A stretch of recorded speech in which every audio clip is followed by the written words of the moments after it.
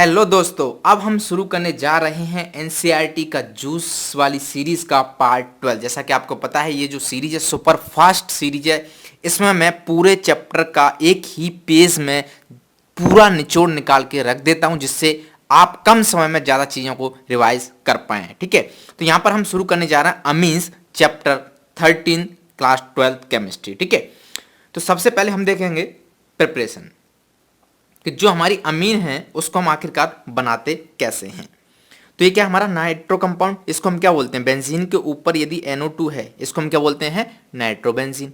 इतना तो पता है। जब हम इसकी रिएक्शन H2PD के साथ करा देते हैं, और आपको ये बात पता है ये क्या है, हमारा रिड्यूसिंग एजेंट है ना, तो ये क्या करेगा, इसको रिड्यूस कर देगा, यानी कि नाइट्रो से किसमें चला जाएगा, एनिलीन में। ठीक है, तो इस तरीके से हमने क्या बनाया, अमाइन बना लिया। यदि फर्दर हम इसकी रिएक्शन SnHCl के साथ कराते हैं या फिर FeHCl के साथ कराते हैं, अगेन ये भी क्या करते हैं, इसको रिड्यूस कर देंगे, है ना, तो यहाँ से हमें क्या मिल जाएगा, अगेन अमीन मिल जाएगा। सेम प्रोडक्ट मिलेगा दोनों ही केस में। ठीक है, और किस तरीके से हम बना सकते हैं अमीन को, एक दूसरा कंपाउंड ले लेते हैं हम, RCN। ये क्या है, हमारा नाइट्राइल है। क्या है, हमारा नाइट्राइल। तो अगेन आप नाइट्राइल का रिडक्शन करा दो, हमें क्या मिल जाएगा, यहाँ पे अमीन मिल जाएगा। तो नाइट्राइल का reduction in presence of H2Ni, right. तो यहाँ पे देख रहे हो NH2। उसी तरीके से ये क्या है, हमारा अमाइड है, RC≡O NH2। इसी को तो क्या बोलते हैं, अमाइड बोलते हैं। जब अमाइड का रिएक्शन आप लिथियम एल्यूमिनियम हाइड्राइड के साथ कराते हो और सेकंड स्टेप में उसको पानी दे देते हो, तब हमें क्या मिल जाता है, यहाँ पे अमीन मिल जाता है, राइट। अब देखो ये क्या है, स्ट्रॉन्ग रिड्यूसिंग एजेंट। ये तो मैं बहुत बार आपको बता चुका हूँ कि लिथियम एल्यूमिनियम हाइड्राइड क्या है, स्ट्रॉन्ग रिड्यूसिंग एजेंट है।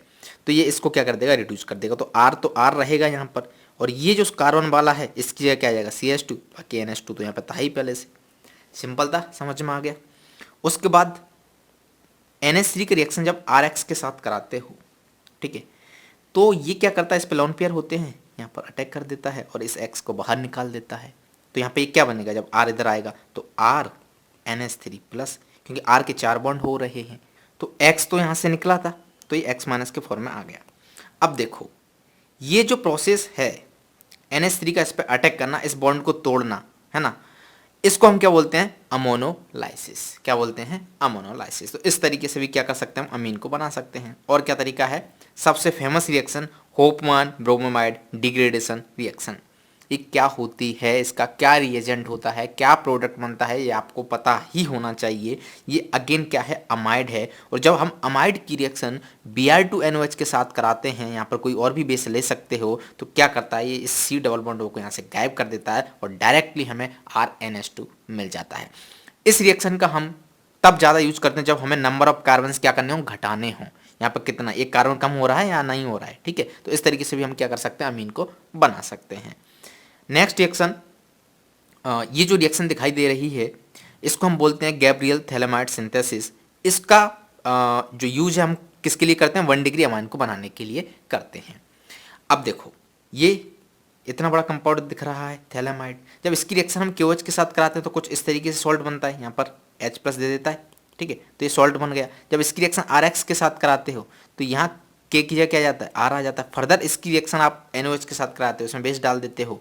ठीक है, तो ये तो यहाँ से टूट के O- लग जाएगा और यहाँ पर हमें क्या मिल जाएगा, RNH2। यदि इतने बड़े कंपाउंड से याद रहते हैं तो ठीक है, नहीं रहते हैं बट आपको ये जरूर पता होना चाहिए कि ये क्या है, हमारा 1 डिग्री अमीन है। ठीक है, तो गैब्रियल थैलेमाइड सिंथेसिस किसके लिए यूज़ किया जाता है, 1 डिग्री अमाइन को बनाने के लिए, राइट। बाकी सिंपल है सारी चीज़ें। ये थैलेमाइड है, इसको अच्छे से याद कर लो तो सारी चीज़ें हो जाएंगी। गाइज कुछ स्टूडेंट्स की एक कॉमन प्रॉब्लम है, जब भी वो वीडियो लेक्चर्स देख रहे होते हैं तब उन्हें सब कुछ समझ में आ रहा होता है, बट जब भी वो क्वेश्चंस की प्रैक्टिस करने जाते हैं तो उन्हें यहाँ पर काफ़ी सारे डाउट्स आने लगते हैं और उस समय कोई भी नहीं होता है जो उनके डाउट्स को सॉल्व कर दे। आपकी यही प्रॉब्लम को दूर करने के लिए अनअकैडमी ने अपने ऐप में नया फीचर लॉन्च किया है, आस्क का डाउट्स। तो आपको ऐप ओपन करना है और यहाँ पर इस तरीके से आपको दिखाई दे रहा है आस्क डाउट्स। ठीक है, तो यो डाउट्स पे क्लिक करना है, यहाँ पे आस्क का डाउट्स भी आ रहा होगा। तो इसके बाद आपको जो भी क्वेश्चन पूछना है उसकी इमेज आपके पास होनी चाहिए, या फिर आप डायरेक्टली भी उस क्वेश्चन की इमेज ले सकते हो। तो जैसे कि मेरे पास पहले से ही है, तो चूज फ्रॉम गैलरी से मैं उस क्वेश्चन की इमेज को लूंगा और यहाँ पर अपडेट कर दूंगा। ठीक है, तो ये इमेज है, इसको क्रॉप करो, थोड़ा सा डाल दो यहाँ पे।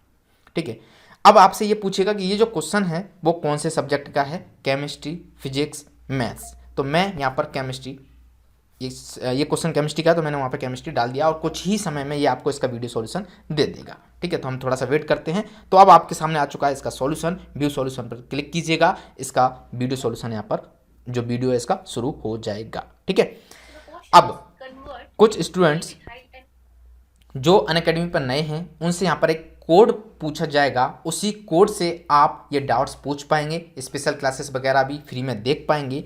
तो जब भी आपसे कोड पूछा जाए तो वहाँ पे आप डाल देना सिंह साहब, और डिस्क्रिप्शन में मैंने अनअकैडमी ऐप की लिंक दे दी है, वहाँ से डाउनलोड कर लीजिएगा और फटाक से अपने डाउट्स को सॉल्व करते जाइएगा। ठीक है, अब देखो ये प्रिपरेशन कंप्लीट हो गई है। अब हम देखते हैं इनकी कुछ केमिकल रिएक्शंस। ये है हमारा C2H5NH2 अमीन है। ठीक है, जब हम इसकी रिएक्शन कराते हैं इसके साथ तो क्या होगा, ऑफ कोर्स यहाँ पे लोन पेयर है, ये यहाँ पे अटैक कर देगा। क्यों? क्योंकि यहाँ पे डेल पॉजिटिव है या नहीं, तो Cl यहाँ से निकल जाएगा, तो C डबल बॉन्ड CH3 यहाँ पे ऐड हो जाएगा। तो C2H5 पहले से ही था NH और ये यहाँ पे ऐड हो गया। केमिकल रिएक्शन सिंपल थी। यदि हम इसकी रिएक्शन CH3CL3KOH के साथ कराते हैं तब हमें क्या मिलता है, तब हमें C2H5 और ये NC, ध्यान रहे CN नहीं है, साइनाइड नहीं है, ये क्या है, आइसोसाइनाइड। तो इस रिएक्शन को क्या बोलते हैं हम, carbyl amine reaction. Carbyl amine reaction बहुत इंपॉर्टेंट है, आपको पता होना चाहिए क्या होती है वो। तो ये देखो इसमें इस रिएजेंट को यूज करते हैं और प्रोडक्ट क्या बनता है हमारा, आइसोसाइनाइड। यदि हम इसकी रिएक्शन NaNO2HCl के साथ कराओगे और सेकंड स्टेप में इसको पानी दे दो तब हमें यहाँ क्या मिल जाएगा, अल्कोहल। ठीक है, तो ये जो है यदि मान लो हम पानी नहीं दे रहे हैं इसको, सिर्फ इससे इसकी रिएक्शन कराते हैं तब क्या प्रोडक्ट बनेगा, तब यहाँ पर डाइजेशन हो जाता है। तो डाइजोनियम सॉल्ट हमें यहाँ से देखने के लिए मिलता है, उसको हम पढ़ रहे होंगे अगले वाले पार्ट में। अब फर्दर यदि हम इसकी रिएक्शन इसके साथ कराएं तो ये क्या है, एनहाइड्राइड है, ये इस तरीके से है ना, CH3 C double bond O O C double bond O CH3, तो ये क्या करेगा, यहाँ पर अटैक कर देगा, इसको बाहर निकाल देगा, तो वापस C2H5NH C double bond CH3, ये जो कंपाउंड था सेम वैसा ही कंपाउंड यहाँ पे हमें मिल जाएगा। समझ में आ गया, सिंपल था। अब और रिएक्शन देखते हैं कुछ। ये क्या है, हमारा एनिलीन है। ठीक है, इलेक्ट्रोफिलिक सब्स्टिट्यूशन रिएक्शन देख रहे हैं। जब हम इसकी रिएक्शन कराते हैं Br2H2O के साथ, ही इसको हम क्या बोलते हैं, ब्रोमीन वाटर, है ना, क्या ये ब्रोमीन वाटर। तो इस रिएक्शन को हम क्या बोलते हैं, ब्रोमिनेशन। तो यहाँ पे क्या होता है, तीनों जगह, दोनों ऑर्थो पर और एक पैरा पर ब्रोमीन आके लटक जाते हैं। तो ये जो रिएक्शन आपको दिखाई दे रही है इसको हम बोलते हैं ब्रोमिनेशन। नेक्स्ट रिएक्शन हम पढ़ने जा रहे हैं सल्फोनेशन। ठीक है, सल्फोनेशन का रिएजेंट क्या होता है, कंसंट्रेटेड H2SO4। तो जब आप इसकी रिएक्शन कराओगे इसके साथ, राइट, तब हमें यहाँ पे क्या मिलेगा, NH3HSO4-, इसको हम बोलते हैं एनिलीनियम हाइड्रोजन सल्फेट। फिर फर्दर आप जब इसकी हीट कराओगे तब ये हमें दो कंपाउंड देखने के लिए मिल रहे हैं, नजर आ रहा है ना यहाँ पे, क्या है देखो ध्यान से, SO3H इसके पैरा पोजीशन पर जाके लग जाता है क्योंकि ग्रुप बड़ा है और तो पर नहीं आएगा, और यहाँ पर आपस में इनमें एसिड बेस रिएक्शन हो रही होती है। तो कुछ इस तरीके से इक्विलिब्रियम इन दोनों में स्टेबलाइज है, कभी ये आपको दिखाई देगा ये। ठीक है, तो यहाँ पर ये जो कंपाउंड आपको दिखाई दे रहा है NH3 पर प्लस चार्ज है, SO3 पर क्या है, माइनस है, इसको हम क्या बोलते हैं, ज्यूटर आयन। और इस वाले कंपाउंड को क्या बोलते हैं, सल्फेनिलिक एसिड। समझ में आया, नहीं समझ में आया तो एक बार मैं फिर से आपको बता देता हूँ क्योंकि ये इंपॉर्टेंट है। जनरली हम क्या करते थे आज तक, यदि हमने कंसंट्रेटेड H2SO4 लिया है तो SO3H को ऑर्थो पैरा पर लगा देते थे, बट यहाँ पर ऐसा नहीं होगा। यहाँ पर ये जो कंपाउंड बन रहा है ये आपस में क्या करेगा, एसिड बेस रिएक्शन, राइट। तो ये H+ दे देगा इसको, ये बेस से ले लेगा, तो यहाँ पे क्या आएगा, पॉजिटिव चार्ज, यहाँ पे नेगेटिव चार्ज आ जाएगा। तो आपस में इन दोनों में ये इक्विलिब्रियम स्टेबल रहता है। ये क्या है, हमारा ज्यूटर आयन। कभी कभी पूछ लिया जाता है, एक नंबर में भी पूछा जा सकता है कि इसमें से ज्यूटर आयन कौन सा है, या फिर कोई एक एग्जाम्पल दो ज्यूटर आयन का। ये बात आपको समझ में आ गई है। अब फर्दर नाइट्रेशन की बात करते हैं कि हमारा एनिलीन है। एनिलीन के साथ बहुत सारे लफड़े हैं, अभी तक हमने जितनी भी सारी रिएक्शन देखी वो फटाक से हो जाती थी नॉर्मल। नाइट्रेशन कराते थे तो NO2 चिपका देते थे, सल्फोनेशन कराते थे SO3H चिपका देते थे, बट यहाँ पर कुछ एक्सेप्शंस देखने के लिए मिल रहे हैं। जब आप इसका नाइट्रेशन करते हो तो क्या होता है, नाइट्रेशन का रिएजेंट तो आपको पता है, कंसंट्रेटेड HNO3 और प्लस कंसंट्रेटेड H2SO4। जब इसकी रिएक्शन हम एनिलीन के साथ कराते हैं तो NH2 तो ऊपर रहता है, एक बार पैरा पर NO2 आएगा, एक बार ऑर्थो पर आएगा और एक बार मेटा पे आएगा। बट अभी तक क्या होता था, हमारा ऑर्थो और पैरा ज़्यादा बनते थे, सिग्निफिकेंट बनते थे, वो मेजर प्रोडक्ट होते थे उन दोनों में से। बट यहाँ पर देखो ऑर्थो सिर्फ 2% है, मेटा 47% है। ये बात समझ में आ रही है, राइट। तो जब हम डायरेक्ट नाइट्रेशन करा रहे हैं तो ये वाली सिचुएशन आ जाती है। तो इसलिए हम क्या करते हैं, इसका डायरेक्ट नाइट्रेशन नहीं कराते हैं।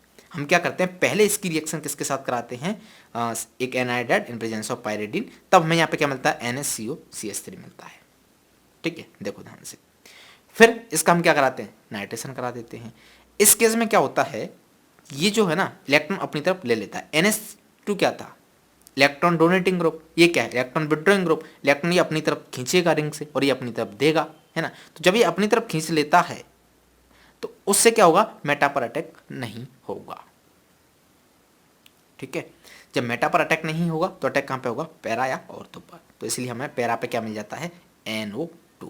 और इसकी रिएक्शन फर्दर OH- या H+ दे दो तो हमें यहाँ क्या मिल जाएगा, NH2। इसको हटा के NH2। ठीक है, तो ये इनडायरेक्ट तरीका हुआ इसकी रिएक्शन कराने का, नाइट्रेशन कराने का। ठीक है, और इसमें एक और इम्पोर्टेंट पॉइंट्स जो कि काफ़ी इंपॉर्टेंट है, order of basic strength in aqueous solution. देखो यदि हम गैसियस स्टेट की बात करें तो जनरल ट्रेंड है वो ही रहता है, बट एक्वस सॉल्यूशन की जब बात करते हैं बेसिक स्ट्रेंथ की, थोड़ा सा इसमें चेंज आ जाता है। क्या, ईथेन के केस में ये जो ईथेन है वो क्या है, 2 डिग्री है ना। ये क्या है, 3 डिग्री। ये क्या है, 1 डिग्री। इसको 0 बोल दो। ये 2 डिग्री मीथेन है ना। ये इथाइल ग्रुप है, ये मिथाइल ग्रुप है। ये 1 डिग्री है, ये 3 डिग्री है और ये 0। 2 सेम है, 0 सेम है।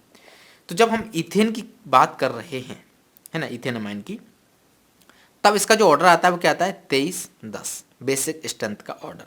पर जब मीथेन की बात कर रहे हैं तो ये क्या आता है, 21-30, यानी कि इन दोनों को आपस में इंटरचेंज कर देते हैं। तो ये दोनों ट्रेंड आपको अच्छे से पता होना चाहिए, राइट। तो ठीक है, ये हमारा अमीन्स वाला पोर्शन कंप्लीट होता है। और इस बार बोर्ड में आपके इतना ही है, बाकी जो डाइजोनियम सॉल्ट है उसका फर्दर पार्ट आएगा। जो अदर स्टेट्स हैं, अदर बोर्ड्स हैं, या फिर जेई मेंस नीट्स जो एस्पिरेंट्स हैं उनके लिए काम मतलब इंपॉर्टेंट है वो। ठीक है, तो उसको भी मैं करवा दूंगा। और ये जो नोट्स हैं मैं अपने टेलीग्राम चैनल में डाल दूंगा। यदि अभी तक आपने उसको ज्वाइन नहीं किया है तो डिस्क्रिप्शन में मैंने उसकी लिंक दे रखी है, वहाँ से जाके आप उसको ज्वाइन कर सकते हो। ओके, तो चलिए फिर मिलते हैं नेक्स्ट वीडियो में। तब तक के लिए thank you, bye bye, tata, take care.